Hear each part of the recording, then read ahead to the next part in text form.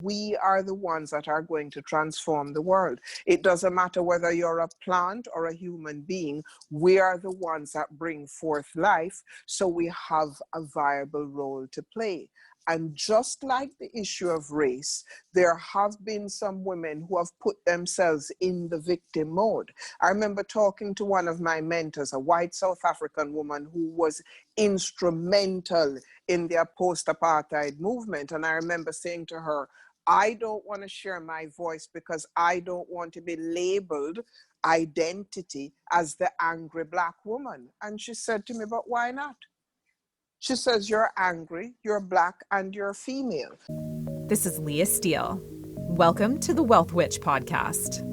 Just a few years ago, I experienced complete financial collapse. We lost a business, our home, and a car. My husband was selling plasma to pay for diapers and formula. I was living a life I hated, and I was miserable. It was the lowest part of my life. It ended up being my biggest blessing. Just a few short years later, I've designed the life of my dreams. I live a life of luxury in beautiful Bali, Indonesia, travel the world, and spend my days helping others manifest wealth and abundance. Living a purpose-led life changed everything for me. This podcast is about my journey, my top tips and tools for manifestation, and interviews with all the amazing, world-changing, inspiring people I meet along the way. Welcome to my world.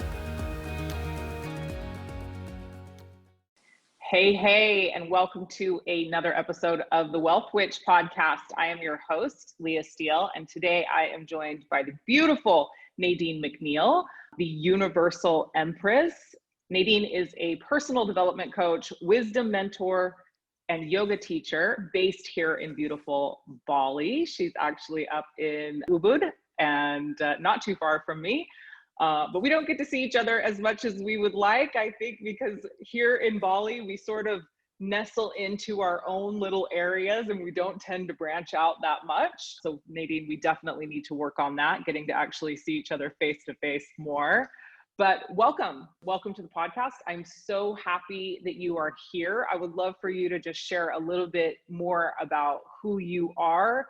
We're going to be having this incredible conversation today about identity and race and leadership. So I would love for you to just share a little bit about who you are, your history, where you're from. I know that you've lived all over the world. You've had these incredible life experiences, but tell us a little bit about who you are. Well, firstly, thank you so much, Leah, for having me here. Even though, as you rightfully say, we don't get to see each other as often as we would like, from the minute we met, it was like, boom, meeting a fellow lioness and just really connecting at so many levels. So I'm super thrilled to be here. I am from Jamaica, Jamaican by birth, universal in outlook. I've been blessed to live all over the world, the United States, the Middle East, Africa, Haiti, here in Southeast Asia, Europe. And all of this globe trotting was as a result of my former life when I worked with the United Nations for 22 years, mainly in the fields of emergency response and logistics. Like many of us listening on this program, there was a point at which I hit burnout, as it were, and I suppose it was at that point that yoga found me, or I found yoga. I had always had a fitness background. I was always a gym buff. I used to, run half marathons, etc. So yoga was a natural and organic transition for me, the physical part. The real game changer for me, as far as the yoga was concerned, was that as I started to shift from the inside out, I recognized who I was, that I had spent all of this time living a life according to the ideals of others. And so really reconnecting to my passion and my purpose, which led to me eventually leaving the UN system in 2012, returning to Jamaica, where I did a fair bit of volunteer and service work in orphanages and prisons, etc., with the yoga. And I'd always been traveling back and forth to Bali. I worked for UNICEF in Indonesia following the 2004 tsunami, where I headed up the emergency and response and logistics area or section. that allowed me to travel all over Indonesia. However, Bali was the place I always came to for R&R. And anyone that knows anything about Bali prior to this pandemic, this was sort of the spiritual mecca for the Western world. So all of the best teachers rolled through here. I am a key part of the Bali Spirit Festival. And so when I had the opportunity to relocate here or settle here full-time in 2015, it was an immediate yes. So up until this year, I'd spent about 9 months of the year here in Bali and then traveling, teaching in the US, Jamaica, and elsewhere. This was the year that I was supposed to blow up and be on just about every major conference and festival that you can think of. I'm super blessed that I was able to teach on the South Africa Spirit Festival, returned to Bali on the 10th of March, and life changed on the 12th.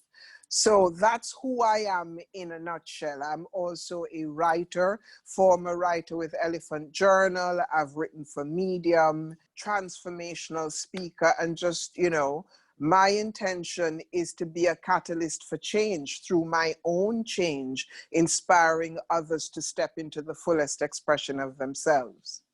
Amazing. I'm so happy to have you here. So this conversation that we're going to be having today actually stemmed from the conversation that we had the first day that we met. And like you said, a dear friend of both of ours had been attempting to connect us for several months. And both of our schedules had kind of prohibited us from connecting. And then you finally walked into my house one afternoon, and it literally was like meeting this long lost member of your soul family. I mean, we just immediately hit it off and then dove into this couple of hour conversation about topics that are quite controversial that most people don't talk about the first time that they meet each other. And I mean, and we had conversations about everything from skin color to Black Lives Matter to this pandemic. And we reflected at the end of that conversation on how most people wouldn't be able to have this conversation. And I said, we've got to do this again on my podcast. So that's why we're here. I'd love to hear a little reflection from you on that initial conversation that we had, just your thoughts on meeting each other under those circumstances and then really being able to dive into that type of a dialogue and a conversation. Well, one of the things I'll say first and foremost is that I always know that something greater than me is going to occur when there's like this static, like there's this energy where, it's almost seismic, not wanting to call an earthquake in, but for us to align our schedules and get it together. And then once we actually met, I remember when you came down the stairs, I was struck by the presence of your eyes. You looked me straight in the eyes. There was no BS, and we immediately dropped into our exchange. And what I loved about that was it was almost like we were reflecting each other, as it were. We very quickly established that we were both Leos, which was like, now I get what this energetic frequency is about. And this is one of the beauties I love when women meet in 2020, women who are about embodying the fullness of their feminine selves. We spoke about hormone issues. We spoke about physical issues. We spoke about the impact of healing and how this had transformed your life. And I don't remember what the exact point was that I made or you made with regards to Black Lives Matter, but what we both came to was, hang on a minute, this is something that could go radically wrong, and that there's a role that as people of color, there's some self-responsibility that is required here as opposed to constantly diving into this victim mode. And so that kind of opened up the conversation. And you're right, there are not many places that allow me to say that. I was on a call earlier on today, And I have spent most of my life living in environments where most of the people didn't look like me. Not only didn't they look like me, I was in a predominantly white, male-dominated job where I had to show up in a big way because people's lives depended on it. So, you know, my mission has always been about transcending that stereotype, as it were. So the fact that you saw me and felt me and we both kind of almost went, finally, was just really opening, and then we just let it rip, and it was really beautiful. So I think it's so interesting. You keep coming back to this Leo thing because you said it that day as well. And I'm actually not a Leo. I'm a Sagittarius with a Virgo rising. But that's it. It's the fire. Yeah, it's the fire. But so we actually had, because you said, are you a Leo that day? And I was like, no, I'm a Sagittarius. But the other interesting thing is that I do have a lot of Lyran starseed energy. So I get mistaken for a Leo a lot because I've got that lion starseed energy that's quite powerful. So I'll take it, definitely. But yeah, I think that we both were able to really say a lot of things that we weren't able to say to a lot of people. And we delved into so many different topics, from me growing up in a primarily white neighborhood school, being raised by white parents, and essentially passing for a lot of my life to Black Lives Matter. And I think that this was right on the heels of the Tuesday blackout, which is why I think it came up. And so we were talking about that. So I want to just dive into this conversation again, because first of all, I know it's very important. And I continue to see Black people, and I actually really want to have a conversation with you about these labels of color actually today as well. But I continue to see Black people give their power away and hold on so tightly to their victim stories. And I think everyone can agree that in America, it's ripping the country apart. There is nothing positive that I see coming for Black Americans from the current state and current reality of how they are taking on the labels. I mean, it's just that it's the victim identity, essentially. So I'd love to hear from you on that, but I do want to talk about this before we even jump into that, because as of late, I've really been struggling with these labels of Black Americans, Black people, colored people. So talk to me a little bit about what you think about that. And do you feel that calling ourselves Black Americans, you're not American, obviously, but Black Americans, Black people, are we creating limitations and separation even in that? Wow. So it's this question, as the former representative of the NAACP, I don't recall her name at the moment, when asked, is she African American? And she kept responding, I identify as Black. So what does identification mean? I think there's the aspect of looking at the syntax of the words that we use to describe ourselves. Somehow we're searching for a context or a pivoting ground from which we can move. I personally do not like the term people of color or women of color, or it's euphemism. It's trying to pretty up something. I'm a Black woman and I'm from Jamaica and I'm of African descent. Now, what we're starting to look at, as you have alluded to in your question, is we now start to look at stereotypes, biases, and straight up racism, you know? So when we say we identify as Black, what does that mean? For me, that means I'm of African descent. My ancestors came from Africa somewhere. I'm not even going to try and pinpoint that. What is the bias of that?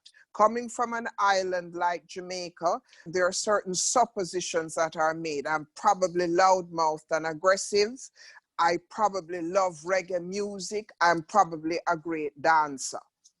The racism of that is all Black people with dreadlocks smoke ganja, straight up. Yeah, so those are sort of the syntaxes and the nuances that one is constantly defying. I go to travel, I try to check in on business class. The woman says to me, am I sure I'm in the right place? I say to her, are you sure you're asking me the right question? So we know all of that. Now, in terms of what is happening, and I think the American issue is the one that's most pronounced for us in terms of the victimhood. I agree with you. We don't do ourselves any service when we continue to identify with labels that have been slapped upon us. But for us to remove those labels, Leah, we got to do some work. We have to do some work. We have to take responsibility for ourselves. One of the things I spoke about earlier on today that nobody dares touch is, the religiosity and the role that has played.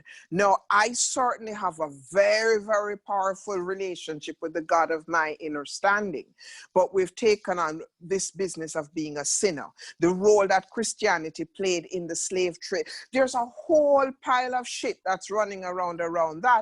And so depending on your level of consciousness, that's how you're going to respond to that. If you have been born and raised in the projects where you don't know one step above where the projects is, your reality is like, shit's going to go down. I'm going to burn that XYZ and see what I can get, because we become products of our environment. If I say a similar thing in Jamaica, I remember working in inner city communities in Jamaica, and, the women would say to me, love does not exist in the ghetto, because in the ghetto, I'm trying to feed my next child. And if that means I'm going to use my PUSSY to do that, I'm going to do that. You understand? So there are some really confronting things that we have to look at. And as you and I spoke about that day, Black Lives Matter and this movement will not do what it is meant to do and what it has the power to do unless we put our money where our mouth is. It is as simple as that. And this is why the money piece is such an important conversation in the dialogue about transcending and transforming this, particularly for us, for me as a Black woman and a transformational leader. I gotta have that conversation. Yeah, absolutely. And I think the Black Lives Matter movement, for example, if we simply want to talk about the financial conversation around Black Lives Matter, the money of Black Lives Matter is not going back into the projects. It's not going into helping and elevating the people. It's going to fund campaigns of white politicians that are supposed to be elevating the people and helping the people. And again, this is not a popular conversation, and I fully expect some backlash to come from this podcast. But the truth is that the financial conversation has to be had. It's exactly what you're saying. Every dollar that we spend, regardless of the currency, right? Every dollar that we spend, that dollar, the reason that we have the ability to spend that dollar is because the global economy was built on the slave trade of all types of people, all creeds, all colors, but particularly in America on the backs of brown and Black bodies. And so we have to begin to have that conversation, but we have to have that conversation not from a place of victimhood and not from a place of, well, now we need reparations, but from a place of knowledge and wisdom about how we got to where we are and where we came from, and now making a choice and a decision that we are going to shift our consciousness and move into a place of empowerment and supporting our people. So one of the things that you and I talked about is, we were having the conversation of like, where are the Martin Luther Kings and Malcolm X's of our time and of our generation? And we talked about the problem of Black celebrity, and that people are not putting money back into their communities because they're trying to get out. Word. And so a lot of that is, again, the conditioning. As a people, we have not been conditioned, we have not been programmed, as it were, to trust each other. And there's a very, very logical reason for that. if we trusted each other and had each other's backs, the slave trade could not have existed. It is as simple as that. You had to make me lesser than so that you could power over and carry out what it is that you had to carry out. You and I spoke about this. When you look at the fact that the African slave was considered 3/8 or whatever the percentile is human, that is still running in our DNA, whether we like it or not. And that's something that we have to look at. So what do?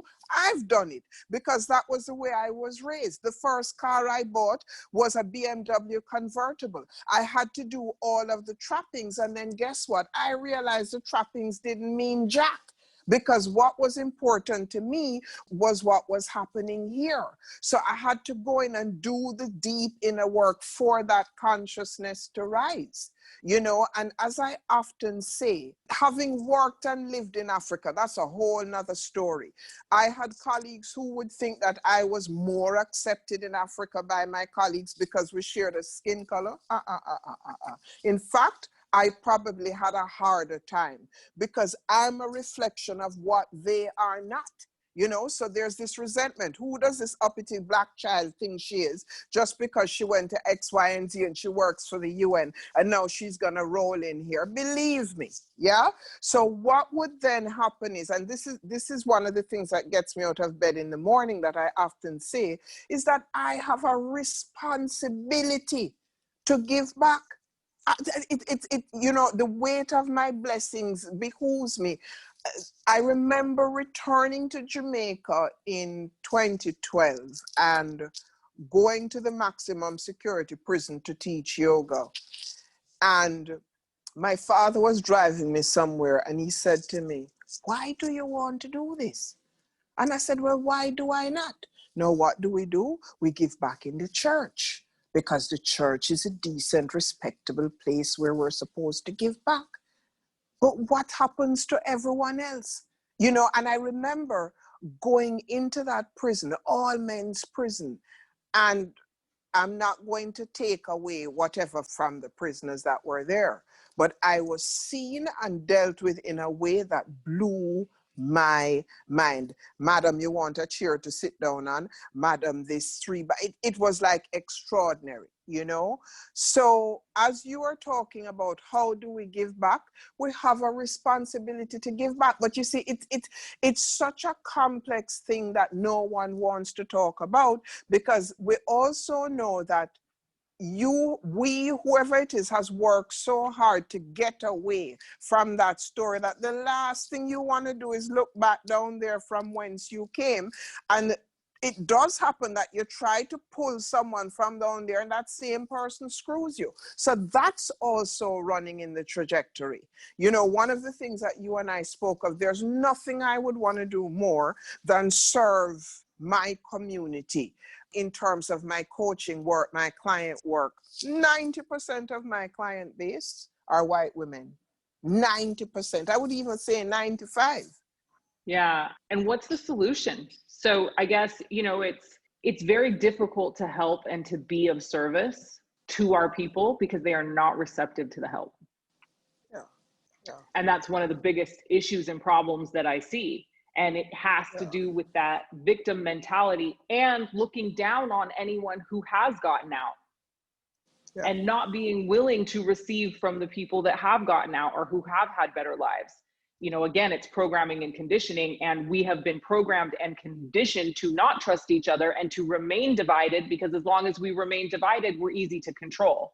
But I just, you know, I cannot understand why more people don't see this and why we just continue to buy into the bullshit and the stories and the division. And yeah. I really think that part of it is a lack of consciousness. And I think the other part of it is that you would actually have to do something. I often share this story. One of my first cases of overt prejudice came from an African-American woman in New York.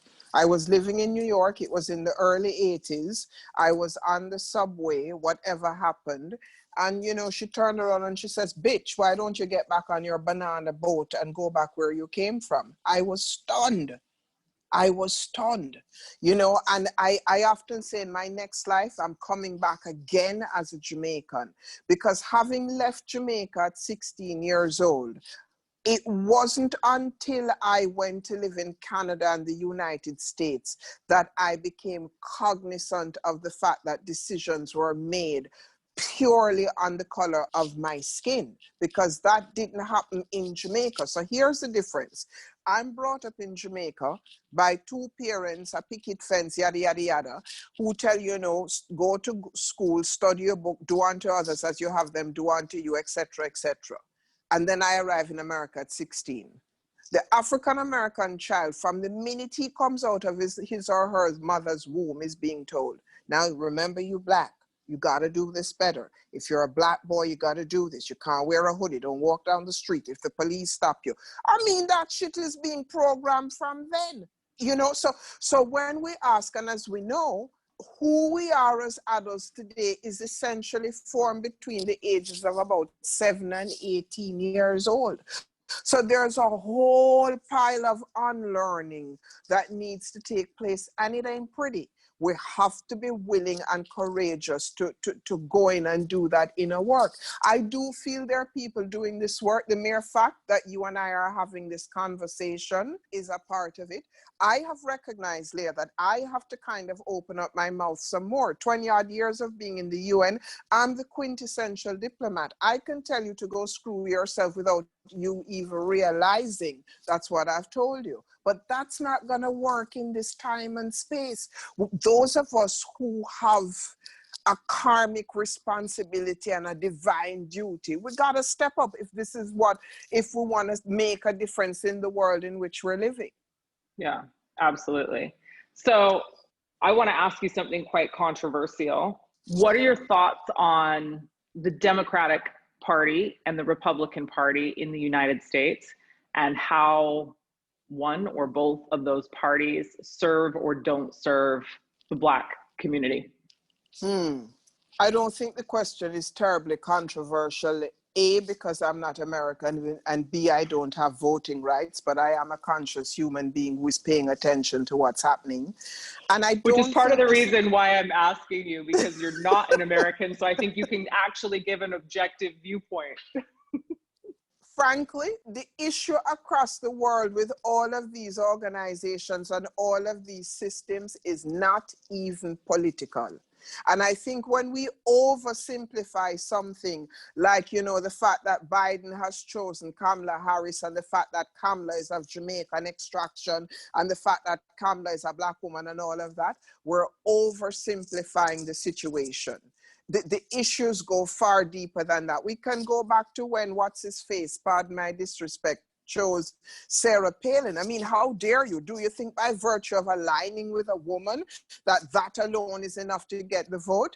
I do agree it is manipulation of the masses, but that's the nature of politics. Until you start to sit down and question and really inquire, people can sell you all kind of foolishness. It's like, and I'm going off, but I'm coming in. It's even with this pandemic that we're in. If you've been paying attention, this has been building and building and building. It's no surprise, but you have to be paying attention. So what has happened is that we've given our responsibility to our politicians, to our celebrities in America, to all of these people, instead of self-accountability and self-responsibility. The current president of the United States, that everyone is so, oh my God, how the fuck did he get here? Somebody must have put him in. And he has the support. And being the non-American observer, I wouldn't be surprised to see him right back where he's living in the upcoming election. And we've got to hold our politicians accountable, like seriously accountable. I don't know if you and I spoke about this years ago when I did Landmark Forum. I remember one of the things that always stuck with me from that, there was my forum leader, I think, had run one of the first forums in Ireland. And this was the days of the IRA, etc. And he said it blew his mind that when the people were done with the forum, they went to their government and they go, hang on a sec, what the hell is happening? So we have to rise up, more rising up, instead of this bitching and this masturbating on social media about this person or that. That's my feeling on it, frankly. Yeah. I mean, to me, it's exactly what you said. The issue actually isn't political. Both sides are manipulating. Like, there is no, the Democrats versus Republicans, like, it's all manipulation. It is all divisiveness. It is all keeping all people showing up and being what they've been bred essentially to be, which is compliant commodities. And they keep us commodities by keeping us divided. And so both of those political parties serve an agenda, which is keep making money for the global financial agenda and the global financial elite. Yeah. Where do we want to go next? Wow. That was a lot in a short amount of time. Yeah, we have touched on, wow, we've dove into some really big pieces. Where do we want to go next? I would love to perhaps touch on a bit about women in leadership and this emerging forefront that we're seeing across the globe, and what does that mean, and why do we think this is happening? I don't know who's asking who the question at this point. Well, you riff on it a little bit. Like everything else, this has been building for quite some time. Coming from my background, my former professional background, a very masculine type upbringing, as it were, and this actually ties in beautiful with the overall. And having a mother who left when I was 13, I had to develop my trust of women because, you know, in the corporate arena, I met women that felt that they needed to become like men, competitive, cutthroat, and wannabes. So yeah, it took me some time to develop a really love of the feminine and of women. I mean, anybody, a child, particularly a woman that gets abandoned by her mother, that sends huge messages around self-worth and self-love. In my mid-30s, I was blessed to meet some extraordinary women, one particular woman. I've always had friends who are considerably older than I am. And I think, again, that's a direct result of having the absent mother, as it were.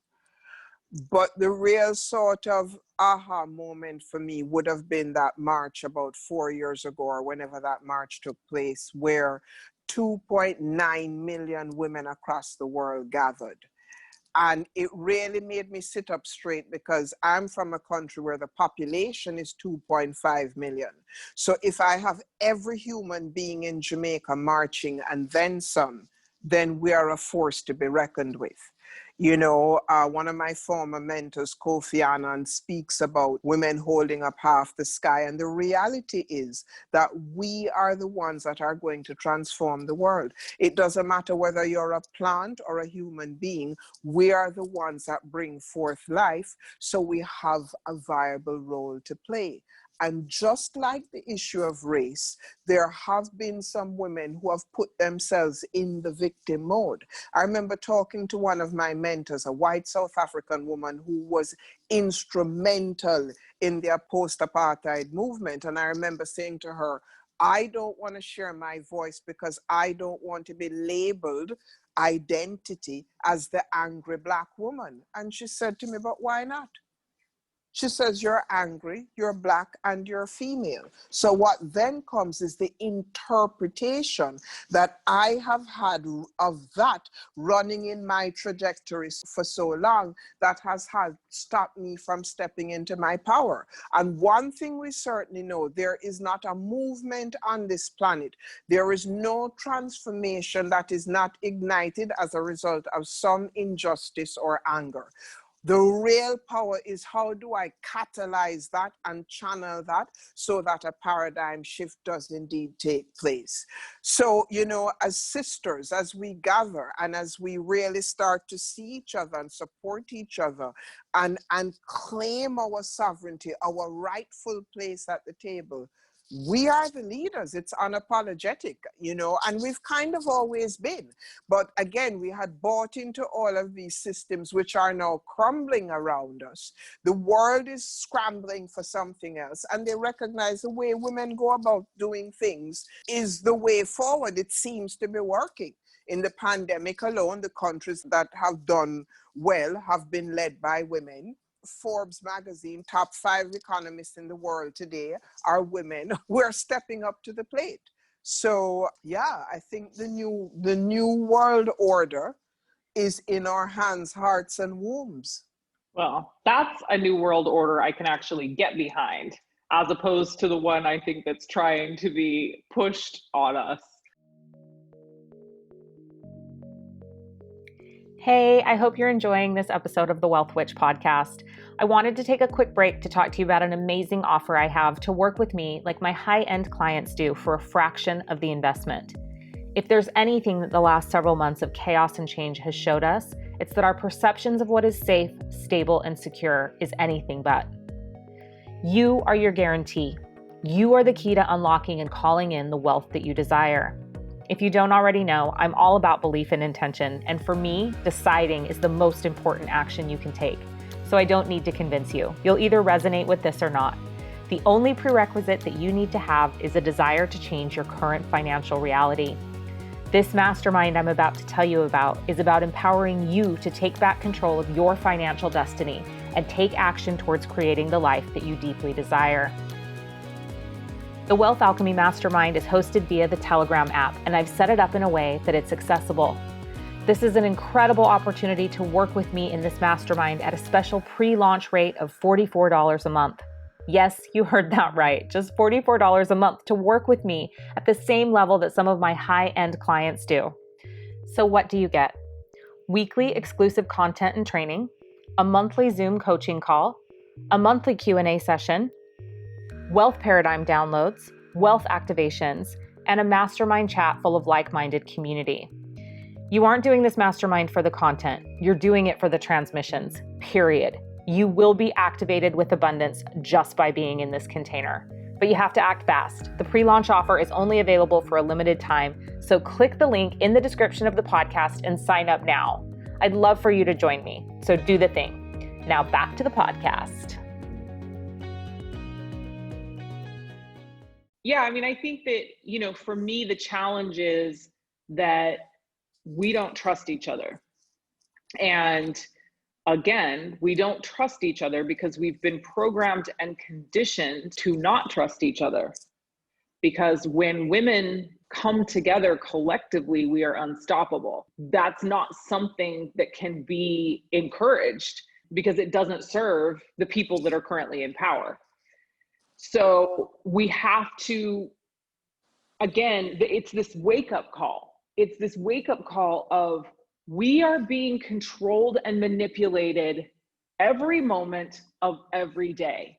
And whether it's an issue of male or female, or it's an issue of black or white, it's all a manipulation. And so for me, it's that we have to begin to trust each other, and we have to begin to stop looking at color and race and come together as a collective. And so this is where I get a lot of backlash because, you know, people will say to me, well, you don't understand what it's like to be a Black American because you're basically white, because of your privilege, because of this, because of that. You don't understand what it's like to be a woman of color, so you can't speak on it. And when you begin to talk about unity and you begin to talk about this divisiveness, we don't rise. None of us rise. If we're talking about America, we just continue to stay in the same place we've been for the last 400 years. If we don't come together, if we don't deconstruct this programming, if we don't deconstruct this conditioning, if we don't begin to look at each other as human beings, nothing changes. We just keep repeating history over and over and over because that divisiveness, that manipulation, and allowing that to control us, we're still slaves. So for women, I feel like there's this piece of stop distrusting each other because you've been raised to distrust each other. when we come together, when we look to serve the collective, meaning all beings on this planet, regardless of race, creed, color, nationality, sexual persuasion, like when we just come together as women, that's when we rise. And we do have an incredible opportunity right now because the patriarchy isn't working. And I think we all have an awareness around that. But it starts with stopping the crab bucket mentality. It starts with stopping pulling each other down.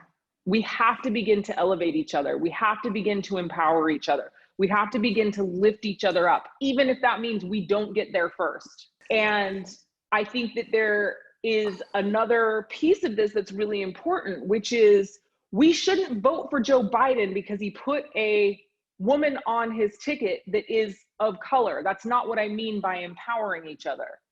Like that again is a program. We're now being manipulated again. So it starts in our communities, not at a political level. It starts with your neighbor, you know, and if you're going to go into the political arena, start at your local levels of government, finding candidates, sponsoring candidates. So that's my little mini rant on that. No, it's not a rant at all. I mean, there's so much that you've said there that really resonates for me. One of the things I say, you talk about it starts with our communities and our neighbor. It starts at your dining table.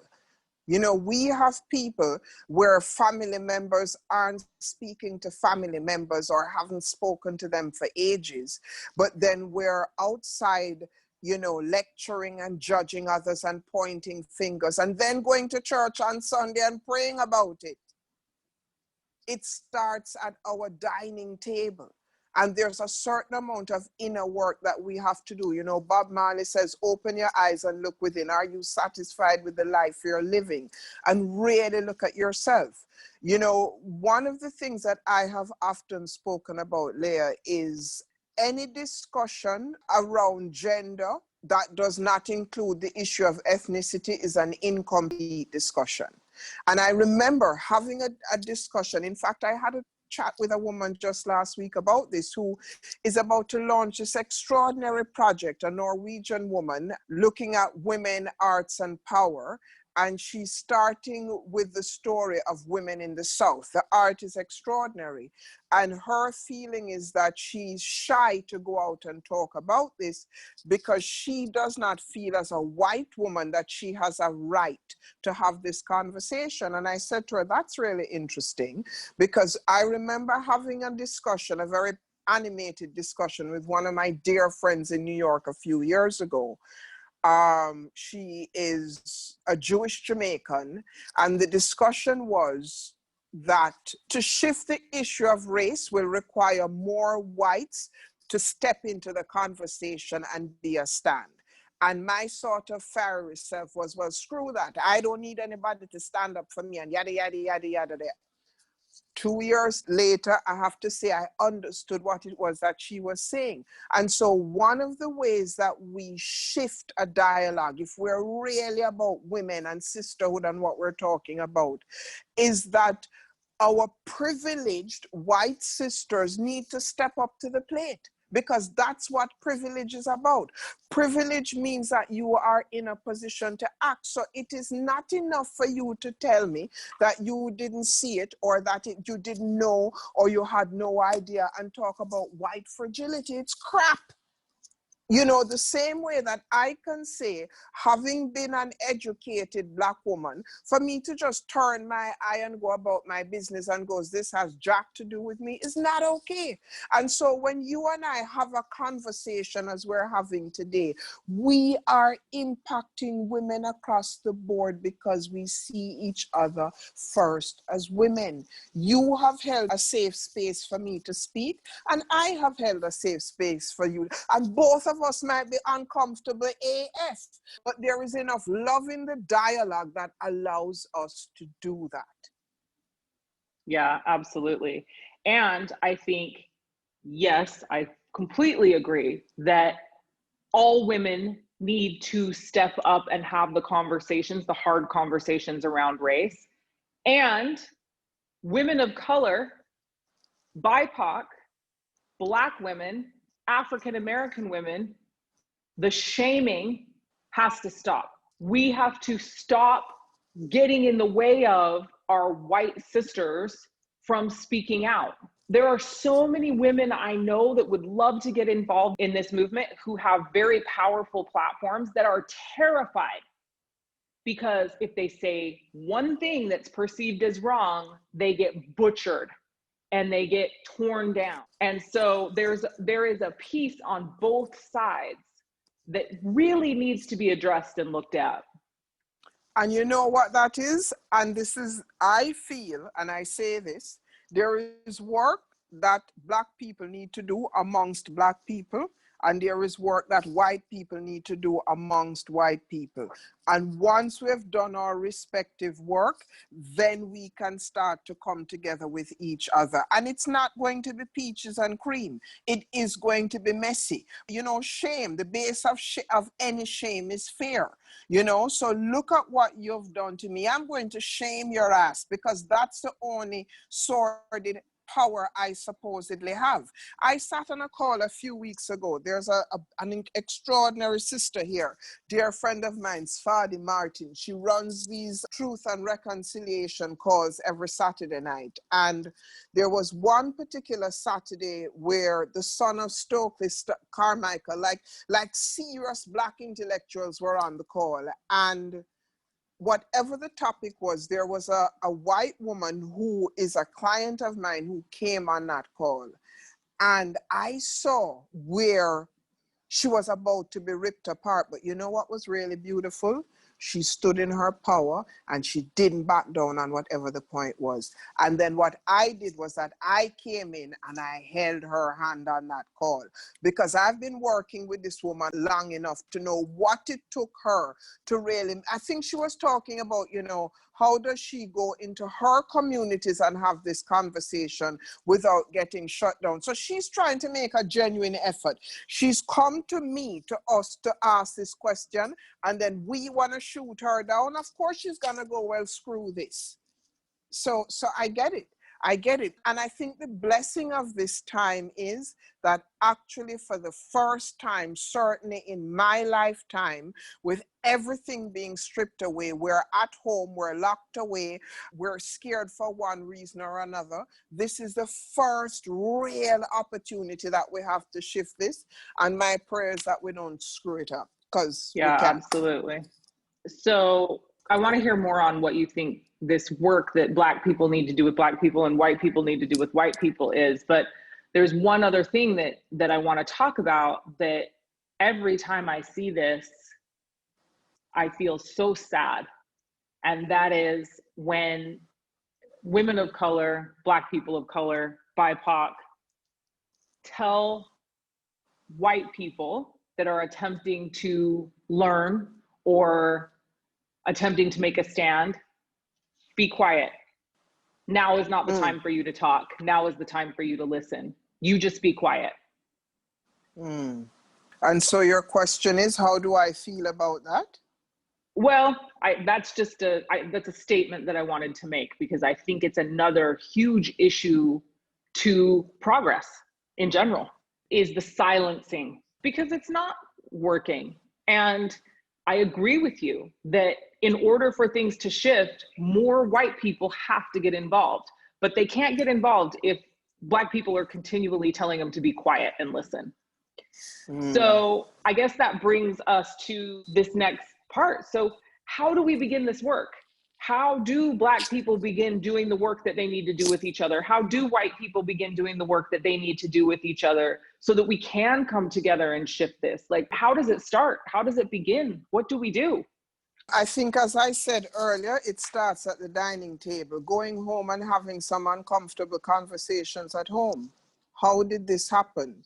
You know, I've had so many friends talk to me about the fact that when they were little children and they had this one Black friend, but they could never go home with the Black, you know, to go home and ask at the table, what was that really about? Honestly, that was not my reality. You know, in fact, I would probably say I had a reverse reality, that whenever I brought home friends or partners who happened to have been white, particularly as I lived abroad and studied and traveled, and I would bring home my friends, my parents would roll out the red carpet for these people. Not necessarily because they were white, but because of Jamaican pride. We want everybody to love Jamaica and feel that Jamaica is the greatest country on earth. So when you're rolling, that's how we roll, you know.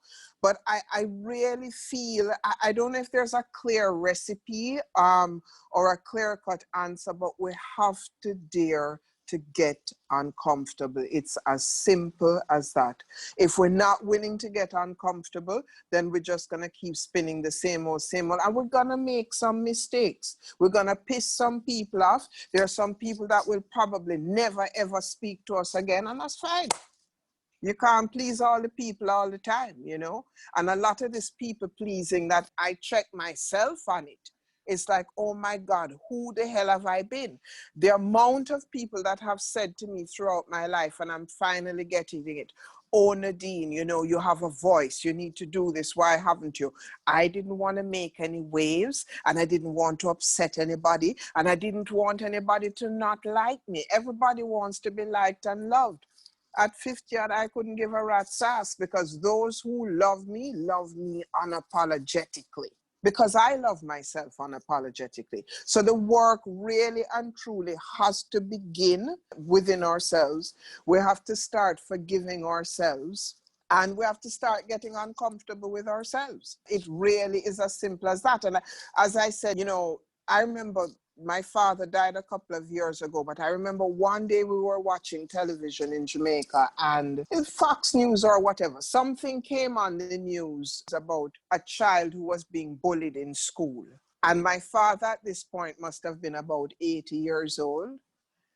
And I watched him morph into this little boy and tell me about the boy next door who used to put mud in his boots. As a child, this is an 80-year-old man speaking to me about something that happened to him when he was 10. And I went, oh, wow. You know, so shedding the layers. I don't know anyone on this planet, including myself, where I shed a layer and it was the wrong thing to do, if it was really the layer to be shed. Courage.